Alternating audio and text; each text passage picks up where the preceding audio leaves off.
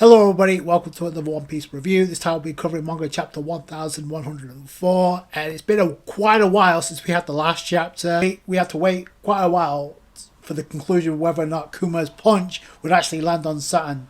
To the satisfaction of pretty much everybody in the One Piece fandom, that punch connected. Which I'll get into that, but more importantly to me, Oda's opened up a plethora of options as how do the Straw Hats get away from Egghead Island. Like, there's a couple of ways, but I'll get into that as we go along with this chapter. I mentioned a lot about the Egghead Island arc in the anime starting. It's been streamed on Netflix for the first time ever. Forgot to mention during that review that the Monsters one-shot, which Oda did back in the day, that's getting an anime adaptation on Netflix. That's going to be airing in January, actually, this year. So, and actually, I saw the trailer. It looked pretty good. And obviously, Ryuma front and center is the main character, which obviously drew inspiration for creating the character of Ryuma in Thriller Bark, a member of the Shibutsuki clan. So, as much as I would like to think that Oda has a hand in maybe giving us a bit of information when it comes to the Shibutsuki clan, I don't think it's going to have too many ties with what's going on in One Piece. Again, it's a one-shot manga that Oda did back in the day.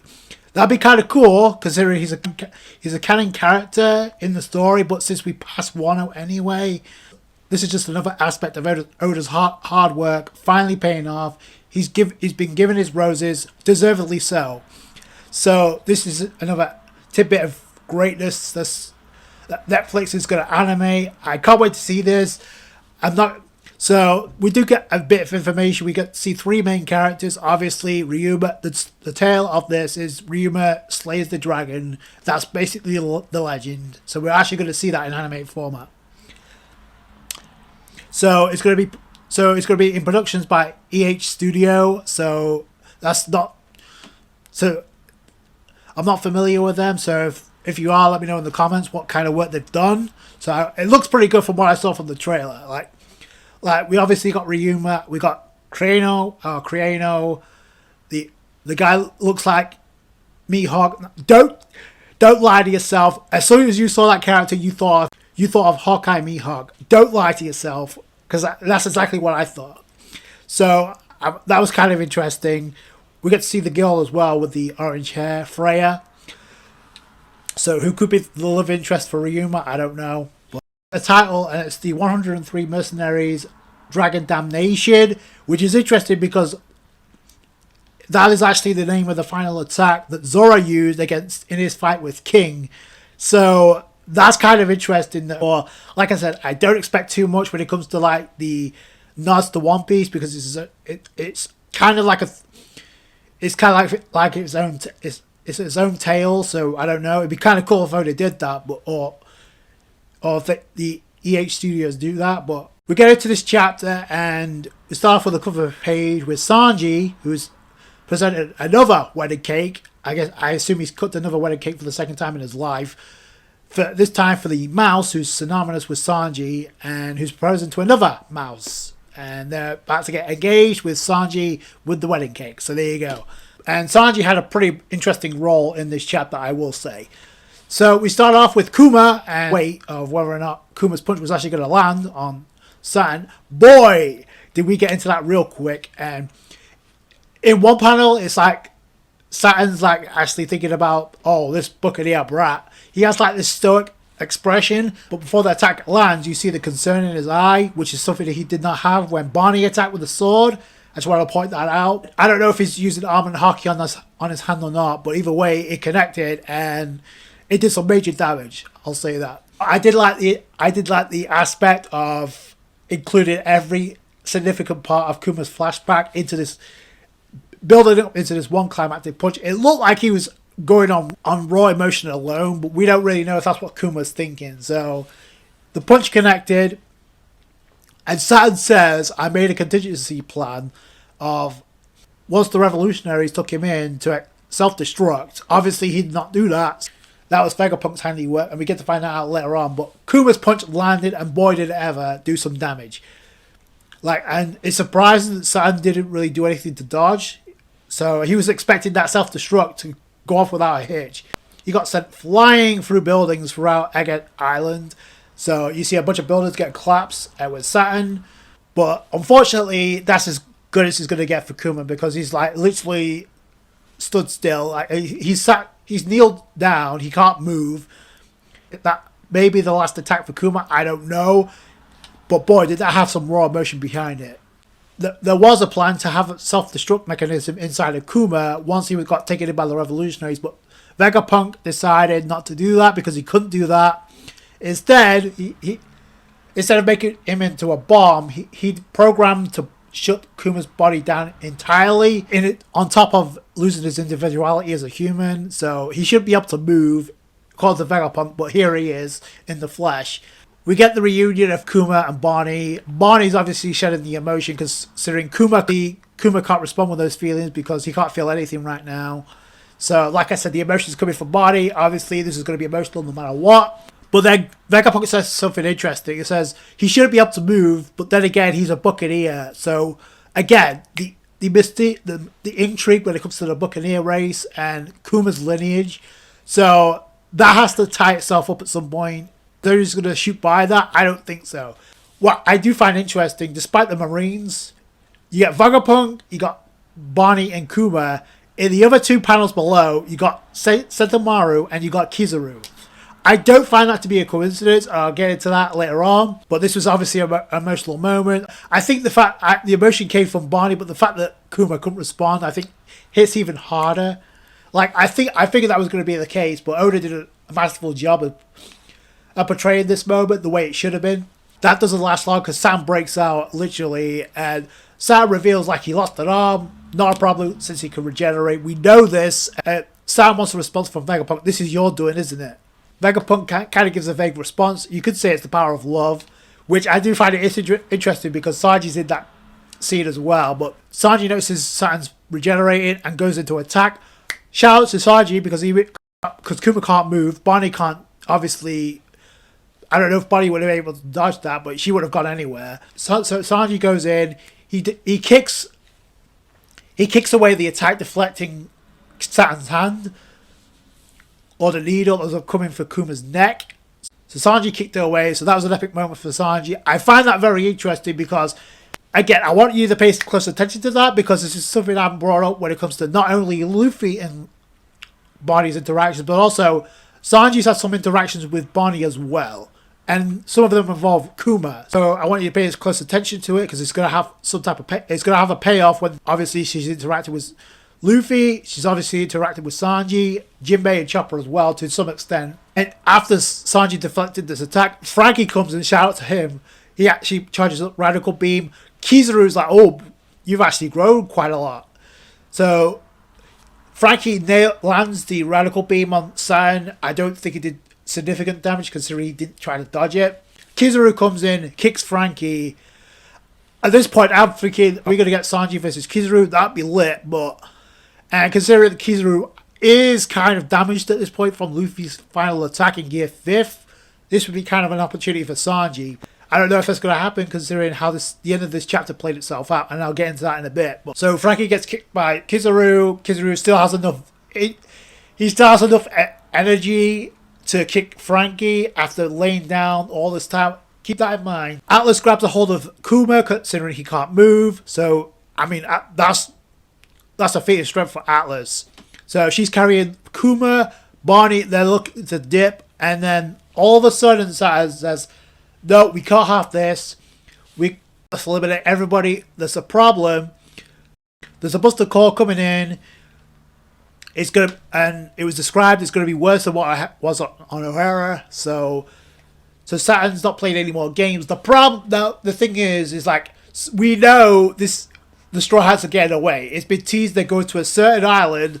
It just depends when and how. So that's not changing. But that's how the chapter ends. And I found it very interesting that Oda decides to have Vegapunk actually put how sad you are, Kizaru. I thought that was very interesting. I said this, obviously, it was highlighted in the chapter. We saw Sentomaru and Kizaru in the same scene in the two panels below, where we got Bonnie and Kuma's reunion. I don't find that to be just a coincidence because they were included into the interactions and evictions with Kuma, Barney, and Vegapunk during Kuma's flashback. Oda highlighted that for a reason, so I don't find that just to be just a coincidence that you had to happen to have Sentomaru and Kizaru in that same scene in this chapter in the present time. So, and the fact that he ended this chapter, like, I'll have to put on new sunglasses because I'm going to embarrass myself at this rate. What is he going to do? Because obviously Oda has been teasing something with Kizaru ever since last year. He met Kizaru, brought up, oh, we're just cogs on the machine, and we know that's going to change. And here we are. Oda's made it a point to like have to highlight that Kizaru and Sentomaru have had interactions with Vegapunk, Barney, and Kuma in the past, and now we're seeing it at the forefront. So, what's going to be the payoff? So, that's one instance of this great escape for the Straw Hats on Egghead Island. So, either Kizaru does something, or the Revolutionaries show up, and my other option was maybe if Saturn is to go down this arc, then maybe Luffy and Barney has something to do with it. But judging from what's going on here, and I don't see that to be the case, it would be cool. And we don't, again, I said this in the last review as well, we don't really know what's going to happen with Saturn. So there's a common enemy for Barney. Whether or not, I don't know what's going to happen to that. We got Kuma here, but that's not the twist. Like, we knew Kuma was going to show up at some point. It just how and when we got there. The twist is going to become either Kizaru showing up or the Revolutionaries are showing up. It's one of those two. Like, I would like to see a team up. We're going to get a team up, an alliance between Luffy and Barney, but it has to involve Saturn to some extent because he's the root of Barney's problems, and Kuma. Now, what could be the wild card, and a lot of people thinking that Kuma could end up dying, and that still could be the case before Egghead Island wraps up. But let's say, for instance, Kuma doesn't die, and somehow the Straw Hats, because I don't see them leaving Kuma, and I don't see Barney leaving Kuma to die. And if Kuma can't really unleash another attack, he's not going to be able to erase the fatigue on Luffy. By the way, I find it very interesting. Like, Oda did not show 1 ounce of Luffy in this chapter. But we saw in the previous one where Luffy was eating, and we didn't get to see Luffy in this chapter. We saw everybody else. Well, we saw everybody else in that area was other members of the Straw Hats that we haven't seen in quite a while. Nami, Chopper turned into what could be York or Stussy, because they have white or blonde hair. Now, a lot of people think that also could be Robin. But let's not also forget the fact we haven't seen Brooke either. So I don't think Robin will be left by herself, considering she sustained injuries during her clash with York, which we have yet to see, by the way. So just got to point that out. But there's some other factors to play here. Like we don't know what's going on with the Sunny right now. We don't know what's going on with other groups of the Straw Hats going on right now.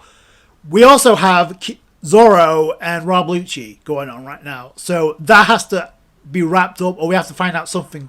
There has to be progression here, because we've got progression when it comes to like Saturn and Kizaru, because now they're initiating the Buster Call and all hell's about to break loose. Like I said, I feel like somebody's going to show up to interfere.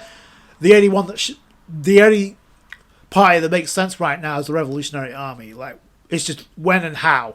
Also, we got a vessel with the Blackbeard Jolly Roger on it, so that has to play a role. They have to show up if they haven't already on the island. So this is going to be some crazy stuff leading into the finale. I can't wait to see what Oda has cooked up. Like I said, I find it very convenient that Kizaru was in bits and pieces when it came to like Barney and Kuma's reunion, along with Sentomaru. That wasn't done just by random coincidence. And also the fact that Oda didn't show Luffy at all in this chapter. So that's going to play a role. I feel like if Kuma does somehow make it out off the island and the Straw Hats are actually able to free him away along with Barney, that's going to add more to this alliance between Luffy and Barney taking down the world government, because it's not just Saturn that's caused them to suffer.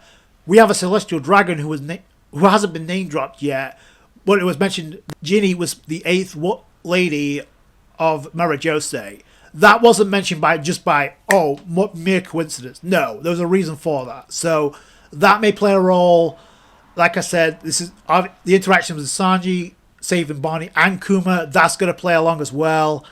So Oda has multiple options to use here. He could use the Revolutionary Army as a scapegoat. We could get more than one reunion in this arc. I said that before. With Luffy and Dragon meeting for the first time. That would be kind of cool. We could get Bonnie and Luffy teaming up, since it was stated by Saturn in the previous chapter. She hasn't been influenced by Nika's abilities yet. So that has to play a role. And I said that in the last review, that was him thinking internally, not speaking out loud. So why would he do that if it's not going to play a role at some point? Kizaru, because there's been way too much focus on Kizaru for him to just be a pawn in all this and not do something about it. Like, Oda has to do something to kind of redeem Kizaru, because in my honest opinion, like, the way that Admirals have been highlighted right now is not it. I'm sorry. Like, I said this when Gear 5th Luffy grabbed a hold of Kizaru and he couldn't dodge, despite the fact Luffy was nerfed anyway. What's going on with the observation haki? And if Sam doesn't have observation haki, or at least he didn't even try to dodge Bonnie's attack, yet he kind of like sweated when it comes to Kuma's. So we don't really know about the Gorosei. I would suspect they have observation haki, but we don't really know. But if Kizaru has some type of future sight, which a lot of people seem to think he does, then why didn't he dodge Luffy's attack back then? So that doesn't really make a whole lot of sense, unless he was playing around, dicking around, which we know he's a troll, but like, this is not the time to be dicking around, especially with an opponent like Gear 5th Luffy. Like, even he recognized that in that chapter. So I pointed that out. It didn't make Kizaru look any better, even if he is playing around, so he has to be redeemed some way. Like, that final quote by Kizaru, I feel like that was Oda saying, okay, like, there's going to be some type of resurgence when it comes to the Admirals, because otherwise, what's there to threat? Al-Qaeda couldn't take Kuma out, legit. He doesn't... I'm supposed to believe he doesn't have future sight, and he wasn't able to think, like, Kuma wasn't going to be able to dodge. So, yeah, so something has to happen involving the Admirals. Otherwise, what is there to threat at this point? At this point, Emu and Blackbeard are going to be the candidates for the final villain of the series at this rate. Like, unless it's Al-Qaeda that's going to go down at the hands of Dragon, and they both end up taking each other out. I don't know. A lot of people seem to think that Al-Qaeda is going to be one of the final villains for Luffy. It may change if Kizaru does something to Saturn to like re-establish himself, maybe. But let me know what you guys think down below. Those are 3 options. It can't be anything else right now, because whatever happens going into Elbaf, Oda cannot juggle this, that, and that. He can't juggle this and that at separate locations. Like, he can't have like, he's gonna have to like have certain things connect like he did here, but he can't go everywhere else. Like, he doesn't have the time to do that like this time. And the reason for that is because, well, despite even though we got major success for One Piece last year, let's be honest, the pacing of the manga took a hit because of it. So I don't know if Oda's gonna have a say in the second season of the live action when that gets finished. But either way, it's like, so yeah, so whatever happens on Elbaf, a lot of things have to tie itself up. Vivi is another one that has to tie itself up, because we know she's with Morgan's News. She has to meet up with Luffy. Sabo also says if Luffy needs his help, Sabo will be there. He said that after Dressrosa, and that has to play a role as well. And also, King Cobra said to Sabo to pass this message on to Vivi and Luffy. If Sabo doesn't pass on the message, then I feel like Vivi's going to run into Luffy at some point. Let me know what you guys think down below. I can't wait to see how Oda wraps this arc up. And when that happens, it's going to be some crazy stuff. That's going to do it. Thank you guys so much for watching. Like the review if you did it. I appreciate that. I appreciate all you guys' support. So catch you guys later. Thanks, guys.